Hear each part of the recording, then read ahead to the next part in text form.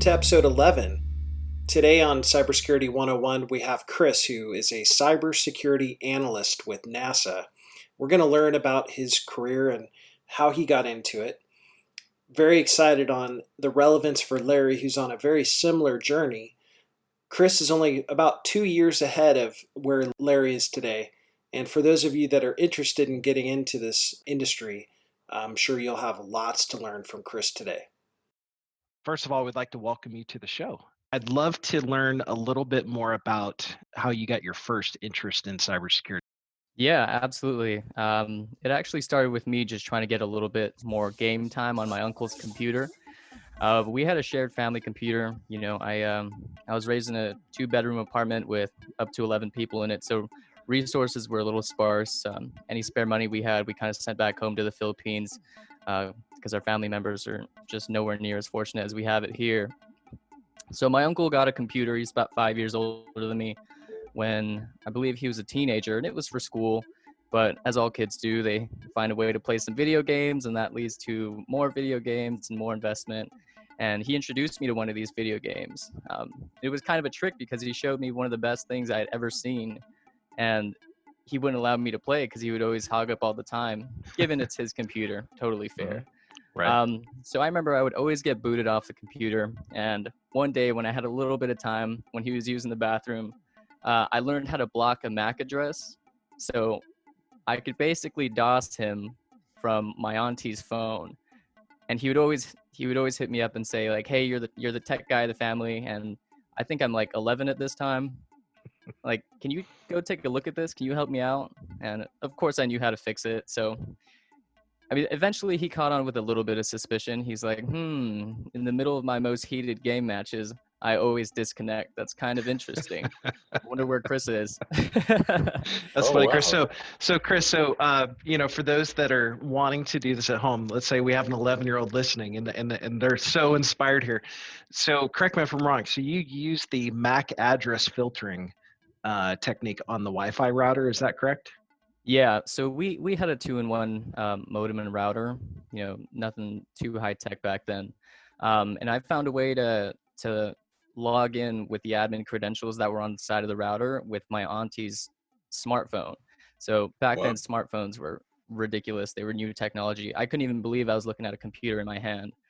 So I was able to connect to the internet. I was able to interface with the router. I learned what the MAC address was by looking at the back of my uncle's computer and adding that to the Mac filtering list. I didn't really know what I was doing.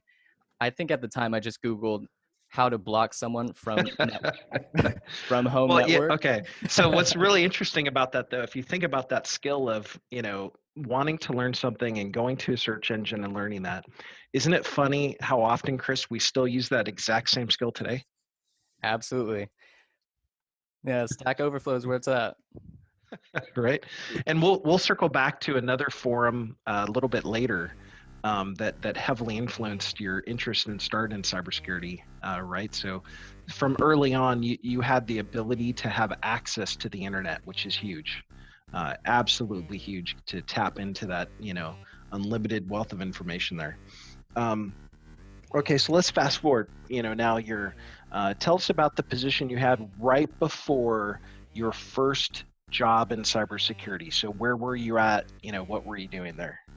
Sure. So I was when I was 19, I was promoted to become a general manager of a fast food chain, really popular Mexican grill. And it was a whole lot of responsibility looking back on it for a 19-year-old. But I was hungry, I was driven. I loved training managers and helping people get from point A to point B in their life. It wasn't a common thing. The only person that I know of that was a general manager before 21 was actually my manager, and she was an incredible woman that I got to learn after, and I was hired in as crew under her, so I got to see her go through this tremendous journey where she went from being just a 20-year-old general manager to eventually a patch leader at 23, which was insane. So for that kind of genius to rub off on me, for that work ethic to rub off on me, it definitely had a huge impact on my own growth and my own pursuit. So basically having, you had the fortune of having a strong kind of mentor leader, someone that was willing to invest in you. tell us, I mean, how big is that, to find, because sometimes when you are selecting the job you want to work for, you can, as a criteria, use that as a determining factor whether or not to join that organization is, the manager or the leadership that you'd be working for, right? So how important is that for someone in their career search? Yeah, so I'm a big believer in it takes a village to raise a child. Um, there's no such thing as self-made people. Like everybody has help. Everyone extends an olive branch to someone else to help them get from point A to point B. And it's eventually one of my huge life goals to accomplish this. As high as I climb, I want to make sure that I lift up other people. So it was tremendous for me. And it's something that you're doing for me, and it's something that you've done for Larry. And it really is incredible to have people, one, look up to you, but also have other people that you can count on and depend on to be there when you're not exactly sure about a situation. So to summarize that, it's invaluable, and everybody needs mentors. Mm-hmm. Now, this is actually one of your driving forces, right? I mean, when you were at that organization, you loved pouring into people, training them, and that's really part of you, right? Tell us a little bit more about what drives you. So I've always loved to teach, and I've always loved connecting with people because, one, it makes the shift a lot more fun to work with people that you're actually associated with. Like when you're struggling on the line or you're on the grill and it's 550 degrees back there, you're dripping sweat. Oh, yeah. What you want to depend on is the person next to you being there, whether you need some dishes or through thick and thin, you need to be able to depend on your people. Yeah. So Gotcha. go ahead. Now, what's interesting there is, Larry, you actually have that in common with Kris a little bit, right? You did your time here a little bit, right? And tell us about that. Yeah. So Kris, I worked in Sweden as a chef. So and then coaching football. I mean, I know exactly what you're saying because you're like a hand. So and all five fingers are moving at once for one goal. And if it's somebody back there you don't like, or they're back there and it's all messed up, it gets chaotic. So you really have to have that passion and just all work together and all get along, because it really helps the shift go by quicker, and then the communication gets a lot better. So now, Kris, Absolutely. you're doing this 100-hour work week. I think you did a couple of these back to back, right? And tell us about the time where you just needed a break, and what happened on that break that changed your life. So I was on the second half of one of the most strenuous work weeks I've ever had in my entire life. I was preparing my team. I let them know, hey, can I just have 10 minutes to myself before we open, just so I can take a break, breathe, because I know I'm going to be on my feet for the rest of this 10, 11, 12, 13 hour day, depending on how the shift goes. And, they supported me. So I went to my car, I relaxed a little bit, and I hopped on Reddit. And I think that Reddit is a tremendous information source for anybody interested in just about anything. So I hopped on there, and the first thread that I saw at the very top was this Ask Reddit thread. And I remember it was titled, "What's the craziest piece of technology you've ever heard about?" And I clicked it immediately. I look at there, and the top post it goes something like this. Imagine software. Now imagine you've got software that replicates from computer to computer all on its own. Now imagine this same software spreads across and through hundreds and thousands of devices, propagating all on its own, and is eventually attributed with bringing down a nuclear power plant.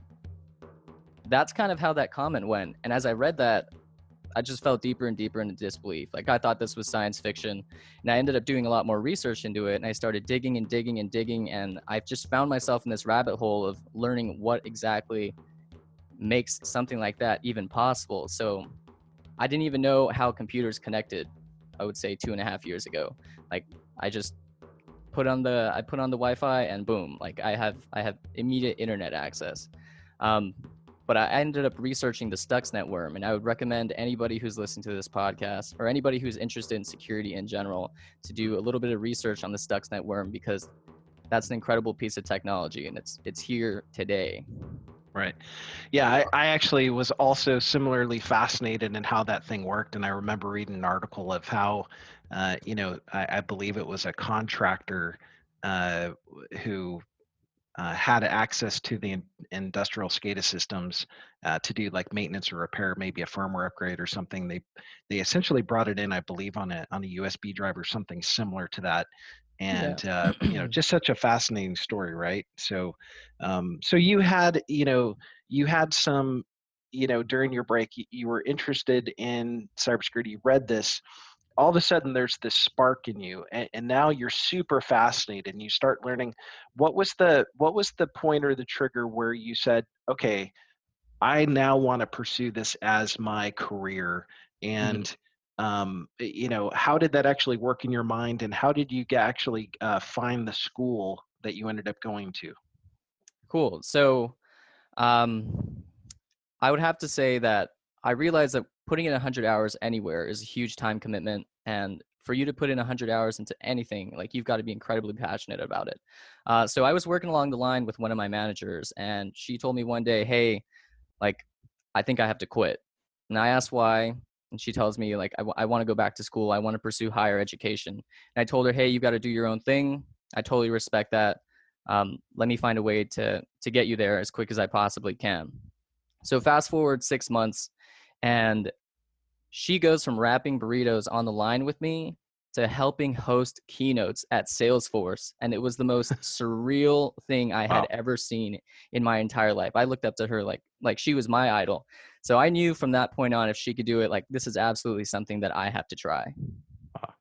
That's incredible. Okay, so you saw someone achieve tremendous success. That sparked in you, okay, I think I could do this. And that what's interesting is when someone in your circle achieves something great, it can really inspire you, right? So, okay, so now you'd read about Stuxnet and everything. Tell us about the school that you found, and how did you actually find that school? And if you don't, if you can mention the school so that those that are in that area might even know, okay, that's a good one, because obviously Kris went there.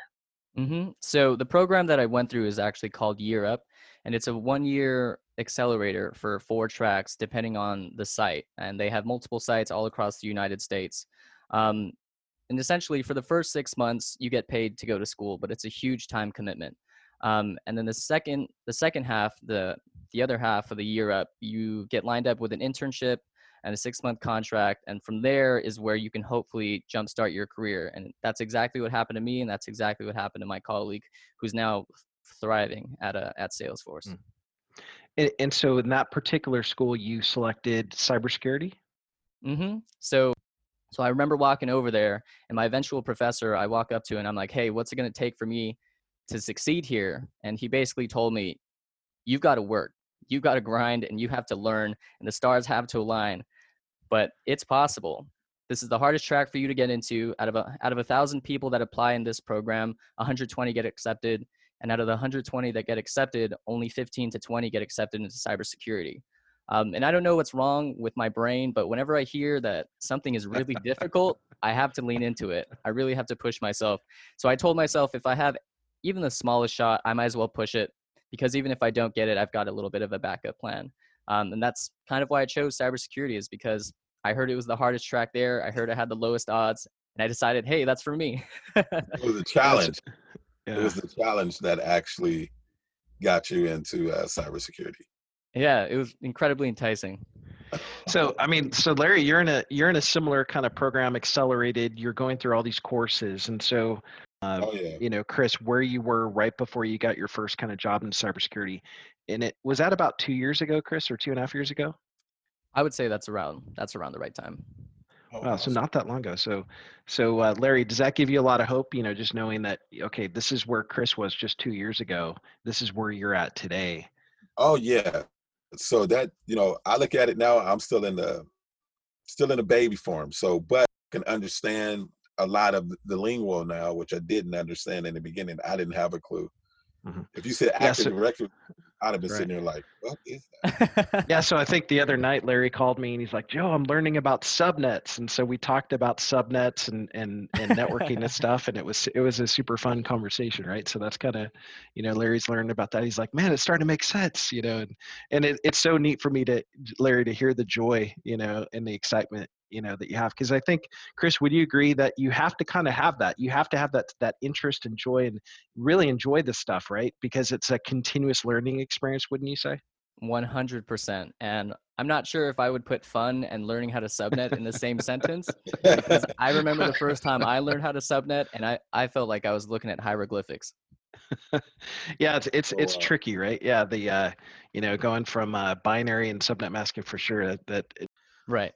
I think that attackers that are really savvy, Kris, they can hide in IPv6 Mm-hmm. because when you're looking at a security log and you see IPv6, tell me what goes through your mind. Are you really analyzing that the same as you would IPv4, or do you sometimes kind of look past that and look at behavior and other activities? I would have to say that's a growth area of mine. There you go. Yeah, it's tough, right? Now, so isn't that interesting though that the reality is as the world moves more towards IPv6, attackers can be hiding in the obscurity and the difficulty of analyzing that because IPv6 was not made for a human mind to look at and consume. It was made to address a scale issue, right? Right. And so that's a serious problem. So that'll be a podcast for another time. But so so back to Kris. Kris, looking back, what would you have done differently if you had to get advice maybe to Larry or others listening on getting into cybersecurity, or is the path you took, like a pretty good path you'd recommend? Well, to be completely honest, I feel like I've just been really incredibly lucky to find every opportunity that I've had. If I were to go back, I would definitely say to focus on the fundamentals, make sure you understand networking, you understand your hardware, how computers connect to each other. Those are crucial things that you need to be able to understand. At work, if someone talks about DNS, you need to understand how this hierarchical system works. And Mhm. when I first stepped in, those were things that weren't completely native to me. And I spent overtime making sure that I could lock down those fundamentals. Yep, Wow. yep. So basically, you can't really in cybersecurity, you can't really skip, A plus, server plus, network plus. You can't skip those fundamentals because in order to secure those things, you have to understand how they work, right? 100%. And what I mean, it is difficult for someone to go from the training and the fundamentals to go right into cybersecurity. That's definitely it's kind of like you're a civilian, you want to go in the military, and you go right into Navy SEALs. It's a lot easier, I think, if you have at least a few years of, say, infantry or soldiering, under your belt, right, a little bit. And so one of the big questions is, should you go into a help desk role or PC support? Um, but for you, tell us about your transition from, school, and Mhm. you went right into the deep end, right? You didn't go through that traditional kind of PC support, help desk, kind of, server admin, and then cybersecurity. You didn't go through that normal path, right? A lot of cybersecurity is making sure that you lock down and you key into this interest outside of work. And to a lot of people, that's not really an appealing thing. But if it's something that you find interest in, it's absolutely worth the knowledge. Mhm. So what's encouraging is it can be done. You can go right into cybersecurity without a background in server admin, PC support, that sort of thing. It can be done, and I think that's the thing that I was most excited on getting you on the show, Hmm. because people Wow. ask that question all the time. Do I have to go the traditional route? Do I have to go through help desk? Do I have to work my way up, or is there a reality where I might get in now? What type of position, Kris, are we talking about that where that's possible? Is that a security like a SOC analyst? What roles should someone be looking into after they do, say, a year of training like you did? I would have to say a SOC analyst role. If possible, try and lock down a government contractor position. For whoever's eligible, getting a clearance is a great way to get your foot in the door in cybersecurity. There's a lot of opportunity there. Awesome. And how would you go about that? Is that through like the school that you're going to, or are there certain websites where those, just based on your experience, any tips there? Hmm. So let's see. Leaving school, I found a contract role at a bank where I was doing security, governance, risk, and compliance work. And it was a lot of legal, it was a lot of vetting of paperwork. I was coming up with process workflow diagrams, coming up with KPI dashboards, which are key performance indicators. But Mhm. I really fell in love with the technical work, and that I knew that I had to key into this interest. So I had put out quite a few applications. I was looking on LinkedIn, I was looking on Glassdoor. To find clear jobs, a huge resource that I would recommend to anybody is a website called clearancejobs.com. try and look for entry-level positions there. I transitioned from a non-technical kind of legal and compliance role into a technical, into a technical SOC analyst role, actually through LinkedIn. How do you feel, or what was the like the determining and driving factor in you going from here you are, you had a chance to be a GM, like you're going to run a restaurant, and from going from that to cybersecurity, 'cause they're had your passion when you were young, but I mean, how was that transition for you? Yeah, so I had to reflect on why I really enjoyed my role as a general manager and key into that as to why I wanted to make this pivot. I've always had an interest in technology. I've always loved technology, even though I didn't really understand how it worked necessarily. That interest was there. And for me, my favorite part about my role as a general manager was helping train managers. So in my time working, I trained, I believe, 6 managers, anywhere from kitchen manager all the way up to general manager. And being able to spend that time with them and help them get from point A to point B and help them make a huge change in their life, whether they were just trying to scrape by, or maybe they were trying to just pay for rent, or even people that wanted to get through college and have food service management experience. For me, that was an incredibly fulfilling experience. And I felt like I would have a lot more of an impact in kind of keying into this passion if I were to pivot into another technical field. Um, Another thing is that managing a restaurant, it has its chaotic days, but for the most part, it can it can become a process that you get really used to. Whereas in cybersecurity, you can have a completely different day every day and see a completely different threat, and it's incredible the amount of learning that I have to do. It's something that I've kind of fell in love with. Yeah. I gotta ask these questions. Hopefully, it doesn't embarrass you. What was the most funniest moment in cyber that happened to you in cybersecurity? Like at the job or at school, or you sitting there like, oh my gosh. Funniest moment in cybersecurity. Mhm. Um, I would actually have to say, so at the school that I went to at Europe, we had guest speakers all the time, and they were professionals that volunteered their time, and they already had 10 to 20, maybe even 30 years of experience in whatever field. So they were experts in just volunteering their time to help motivate us with whatever wisdom they had.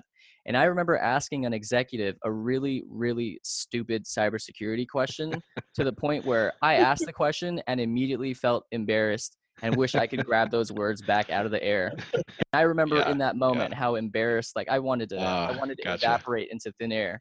Yeah. And I walked up to that executive after they gave their presentation, and I apologized to them. And they told me straight to my face, there are no such things as stupid questions. Let your curiosity carry you. And from then on, I've carried that kind of mantra.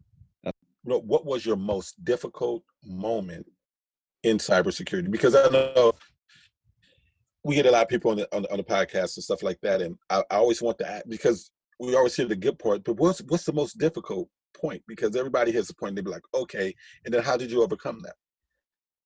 I'm not sure if I've completely overcome this, but something that I've dealt with for a lot of my time in cybersecurity is imposter syndrome. And it's this never ending feeling of unsureness about if you even belong in the workplace, because I stepped into my work environment, and a lot of my peers had computer science degrees.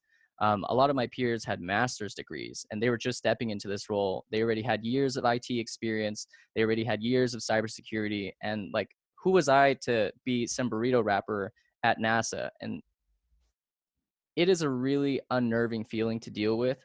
And the way that I was kind of able to overcome that was, I was vulnerable about how I was feeling. And I shared with my team, hey, I'm worried and I'm scared about being here.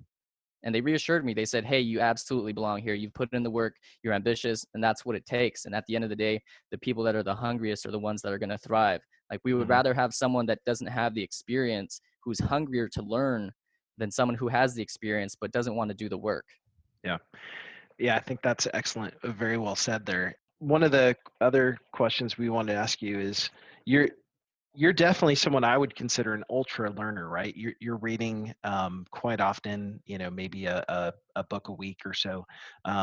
what books have influenced you the most? The first one would have to be, I believe it's Dare to Lead by Brene Brown, and it's a leadership book that I picked up from one of my English professors, and he taught at USF for a long time as an adjunct professor.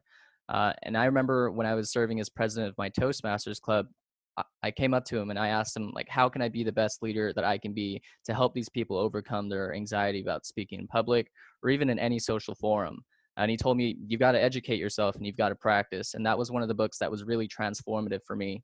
So that would be Dare to Lead by Brene Brown. It helped me have a completely different idea of what it takes to be a great leader. Like, you've got to be someone who fosters growth. You can't rule with an iron fist and expect your team to produce amazing results. Like, it's a two-way street the entire way. So I would definitely have to say that book has been incredibly impactful for me in my professional and personal journey. Besides that, I'm not remembering the exact title, but it was recommended to me by my senior director at the bank I was working at.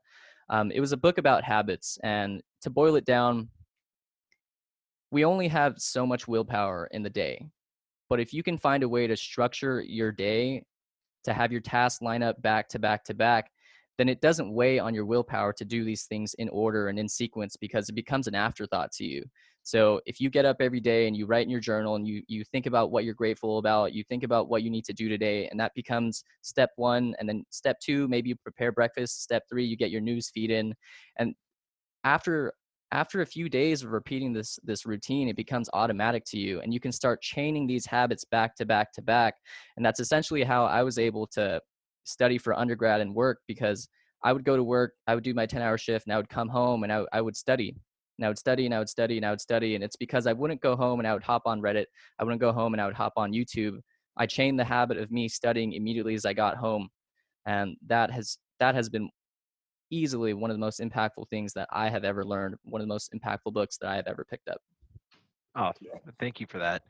And Larry, I know you're in that right now, right? You're spending, I think, every weekend learning, every chance you get, right? So you can relate, right? Working those long work weeks and then just cramming, studying in between. Yeah, and doing labs and stuff, and really trying to understand. And so, Kris, I got a question, because right now, I think, I mean, like my teacher always said, he tells us that we know more than what we think we know, and probably it's just that. Have you ever had that feeling to just that Yeah, when so you this first kind of started ties working? into the feeling that I was speaking about earlier, that imposter syndrome of, Yeah, feeling kind of inept even though you really do belong there. And it's something that's really, really popular. And for those of you that are listening to this that have imposters or feel like you have imposter syndrome, like, key into that. Like, understand that comes from somewhere, but understand that you're there for a reason. Like, you went through the entire process to get to where you are. You've gotten yourself educated. You've put in the work. And share with your peers, like, be vulnerable with them, and join hands and let each other know that we're on the same team. And I feel like that's going to be one of the most impactful things that you can do if you feel that feeling, is just to be honest, be transparent. And for a lot of people, and especially for me, that was the scariest part. But to go back to what you said, a more specific example of when someone asked me something that I knew, but I just started to panic. One of my managers asked me, like, hey, where are the passwords stored in Linux? And I was like, and I was stuck, but I had it in the back of my head. And as he began to say it, it came out of my mouth.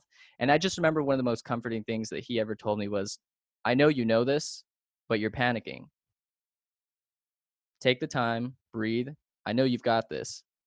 And now every time that I've thought about, hey, maybe I'm starting to freeze up, I just take a breath and I think it through. Looking back, Kris, if you could have done it all over again, what do you think would have helped you the most get into cybersecurity? Would it be certificates or a college degree or both? I actually would have built a home lab, to be honest. Okay. Like, to actually understand the tech, it's completely different when you're understanding theory and applying that on a test and earning a certification, as opposed to working with it. And I feel like mastery really comes when you're interfacing with the technology, you're typing into the command line, you're standing up a server. yes, That's what you need to do to really internalize what's going on, because it's going to look horrible for you when you've got a million certifications, but can't back up the resume. Got it. Okay, so that's really good to know. So more time on lab, more time on hands-on, right? That's going to be the most impactful.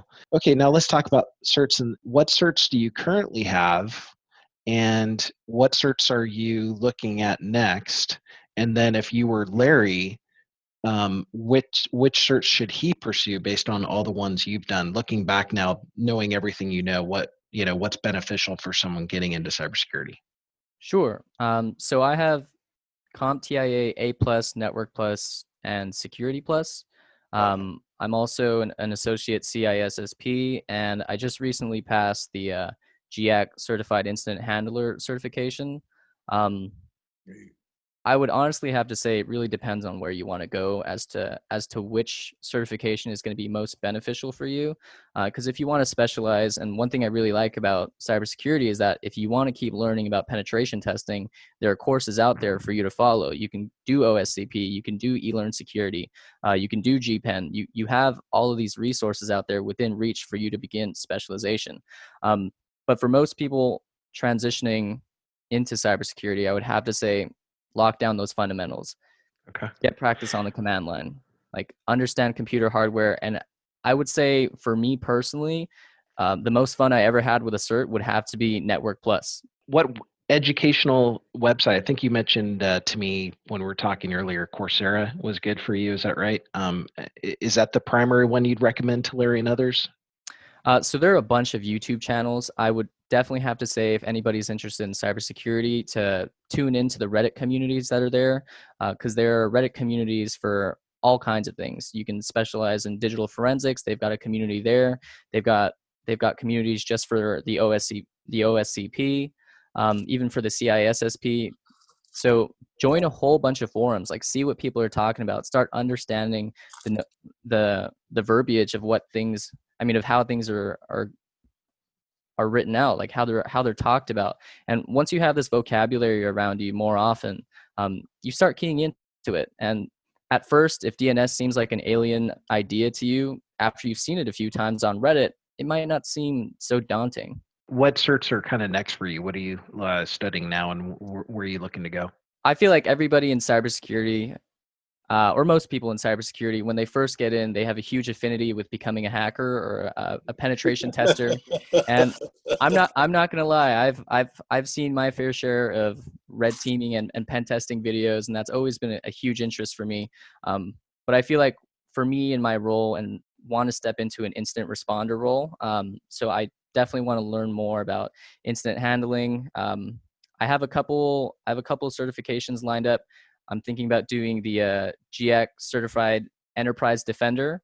I'm also thinking about the GCIA, but there are quite a few certifications lined up. And on an educational basis, I am hoping to apply to a master's program sometime next year.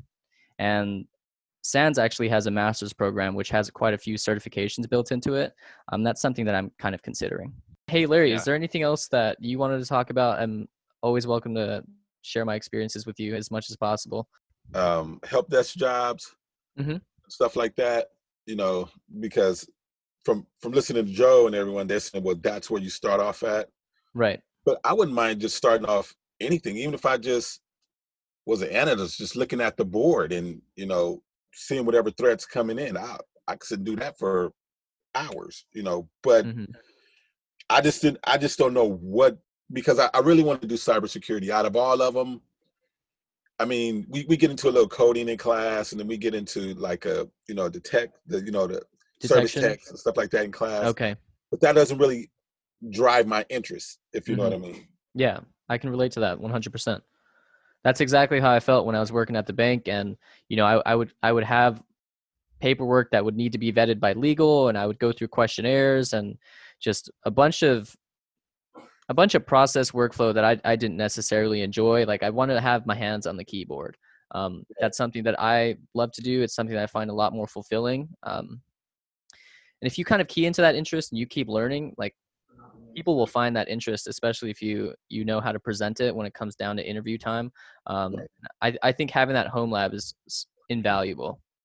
But you know what? Actually, I think I understand Linux a lot more than Windows. especially in the command prompt. Have you heard of a game But called I don't. Terminus? So when I was in school, we were taught basic Linux commands through this game, and basically the way you navigate the game is by inputting Linux commands, which they teach you along the way, and eventually you use all of the commands to beat the game. And I feel like for me personally, it was a great way for me to pick up the commands. It helped internalize things way better. Over the wire is really amazing too, because it's honestly super daunting for someone that's like, hey, I'm interested in cybersecurity, yet they don't even understand what cybersecurity is. We do Quizlet. What do you think about that? I think Quizlet's great. That helped me get through school 100%.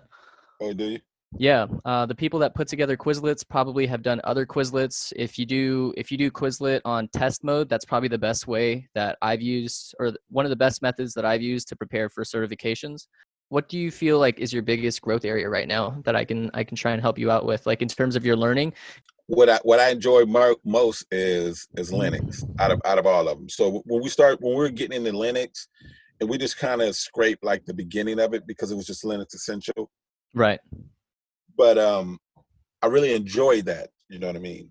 Yeah. Because it was different, and to me, it looked more efficient than Windows. Most of the hacking toolkits, a few of them are ported to Windows, but really most of it's all Linux. So because you want to be a hacker. At the end of the day, you want to be a pen tester, Larry, right? That's what really gravitates. You're going to get into a SOC analyst role as a means to an end so that you can get exposed enough to actually get in. But your long-term kind of 5-year vision is to eventually be a pen tester. That's you want to be a hacker. You love that. People will pay you to hack into their company. That's the dream. A lot of people have that dream in cybersecurity. But the SOC analyst role, like I think I totally agree with Kris. That's that first entry-level position to get in, to get exposed. And as you're exposed and you got your foot in the door at some, like Kris said, some government contractor, now you're actually going to have legitimate resume building stepping stones where someone can give you that next step opportunity to keep moving up. So I think going Linux is definitely a very smart, getting deeper there is going to be really good for you. Yeah, I agree. I feel like that's also my dream path, is that I want to be the best I can at my SOC analyst role. Beyond that, move into an incident response role, and then eventually into a penetration tester. And my dream cybersecurity job is to be a physical penetration tester, and do some social engineering. That's awesome. But that's I feel like that's everybody's dream yes, job. Of course. I don't know anyone personally that's done it. Like, I'm sure I stalk a bunch of people on LinkedIn that are penetration testers. Is a SOC analyst, is that the entry level, or is it something before a SOC analyst if you want to get into cybersecurity? As far as I know, SOC analyst roles are generally the catch-alls for most people that are interested in cybersecurity. So I'll tell you, the SOC analyst role has really brought in a whole bunch of people and allowed them a platform to kind of jump and springboard into whatever they feel like is more interesting for them. And on top of that, just being around the community of hearing people say like, hey, like, you guys need to check out the C2 traffic. My first day at work, I didn't even understand what C2 traffic was. I had to Google what C2 meant. And I was like, okay, that's when I had one of those moments like you were talking about. Like, I know this, I just don't understand how they refer to it. Like, I've read about command and control. I've learned about the Lockheed cyber kill chain. So that imposter syndrome was absolutely real. It's something I'm still dealing with, but it gets better day by day the more I reinforce my own knowledge. It's one thing to get hired. Now the next step is, how do you actually promote yourself and kind of grow inside an organization and stay employed, right? And it's helping others. It's stepping up. It's volunteering and saying, hey, I can help. I can do that. Because managers, like that's not normal. A lot of team members, they just want to float. They just want to kind of do minimum, 8 to 5, kind of get it done. So when someone's like, hey, I'll do it, I'll jump in, they're like, oh my God, this is great. And it also creates the kind of team atmosphere and climate that you want as a manager. You want to, you look back at, your food service background, those are the people you want to promote, you want around you. It's like, because that creates the right kind of chemistry, right? Absolutely. And for me personally, I've always loved training people because you get that one-on-one experience with them that you usually otherwise get. Like, Mhm. when you're in an office with maybe 10, 15, 20 people, and of course we have those general conversations. We had those lunch talks, but it doesn't really get past surface level conversation in that atmosphere as far as I'm concerned. But every time I've been able to teach or train someone, I've learned so much about their life. I've learned about their ambitions, like why are they here? And that has been way more worth it to me than anything I could even imagine. That's kind of what I want to key into, and I want to keep doing for the rest of my life.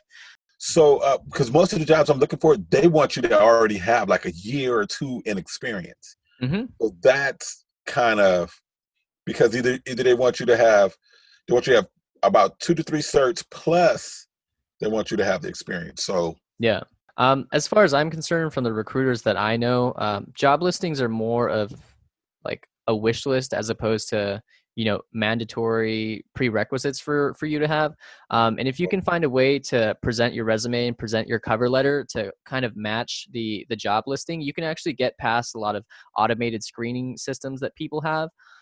So if you can find a way to cater your past experience in a way that would seem a lot more attractive, or would make you seem like you're a better fit for that role, you have a higher chance of being converted on and getting reviewed by an actual human being. And there's a whole lot of filtering that happens at the keyword level, which is honestly really tragic. But if you think about it, thousands and thousands and thousands of people are spamming applications at pretty much every forum, like Glassdoor, LinkedIn. mhm. Like they've got to find a way to make the workload on the recruiters easy at the expense of a lot of honest people that are, just getting filtered out by code. Right.